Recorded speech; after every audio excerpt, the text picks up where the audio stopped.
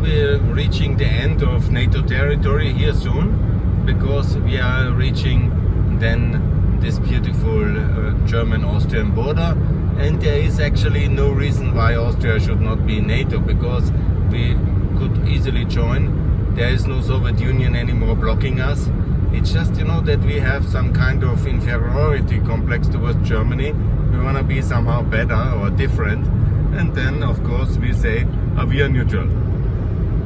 What that exactly means as a EU member, nobody really can identify very clearly, but of course it is different than Germany, and that makes a big difference in the Austrian political world. And of course the nationalists who are friends of Putin, the FPÖ, is very happy about that one, and they want to stay out of NATO. They hate America, they love Putin. That's FPÖ for you.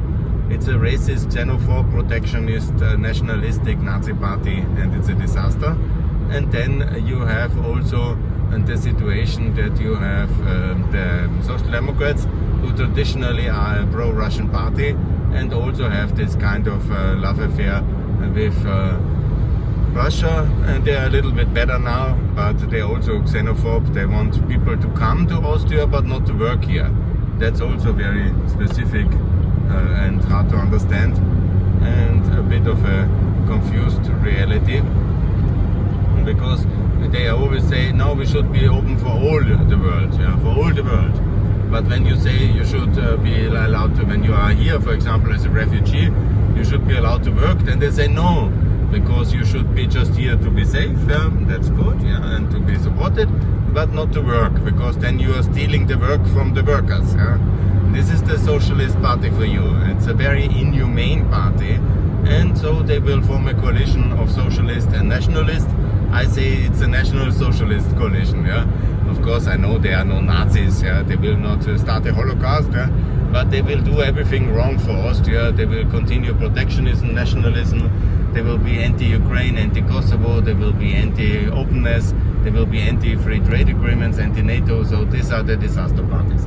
The good parties, where there's hope, despite all the failures, is NEOS and Volkspartei and the Greens. And they need to form a coalition. And that's also for Germany actually the case.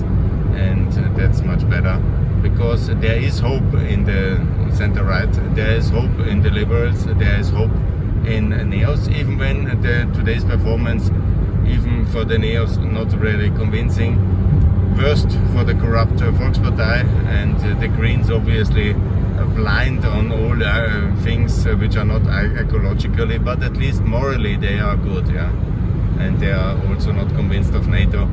But with these three parties there is hope to convince them, and they should form coalitions, pro-Ukrainian, pro-NATO coalitions, also in Germany, because there needs to be, all these socialists need to be out. Also the German socialists, they hate America, they killed TTIP, they have de-armed Europe, they have made us completely dependent on Russia. Now they say, oops, was mistake, I'm really sorry, but that's now too late, Why then to govern when you made everything wrong the last 20 years? And that's exactly what they did. We are in that kind of situation. Here we are, very beautifully. You see, Germany has a lot of land still, a lot of forest. It's not that Germany is overcrowded. I showed you now a lot of these highways. The whole day you can go and see no single village. And because you're basically passing it on super highways, and there's a lot of land around it, and we can really use more land for infrastructure, and it will be much better. And now I'm going into the Danube Valley, already some time, and riding into Austria, and that was very good. Austria, very nice country, just too high taxes, too much protectionism, too much xenophobia, hate against Eastern Europe, love for Russian money, and of course total disgrace in terms of defense policy and neutrality, and of course love with Iran. Let's never forget, our foreign policy is pro-Iranian, pro-Russian since 20 years. Mr. Schallenberg and Mr. Schössl think they are smart and drive us ever closer towards Iran and Russia, and it's a disaster. What we can do. So we have here the situation, and we can move further into the Danube Valley. we're just trying to get a grab to eat for some lunch, whatever afternoon break. Take some Coca-Cola and some vignette. Make a video with my NATO flag on some visible border crossing, if I can manage that. That's my plan for the next half hour. Wish me luck, and then in the darkness I will move towards Vienna, and that's my plan for this beautiful day. And we gradually move ahead. Good, good, good. Thanks a lot. More to come here from the road towards Vienna. Bye.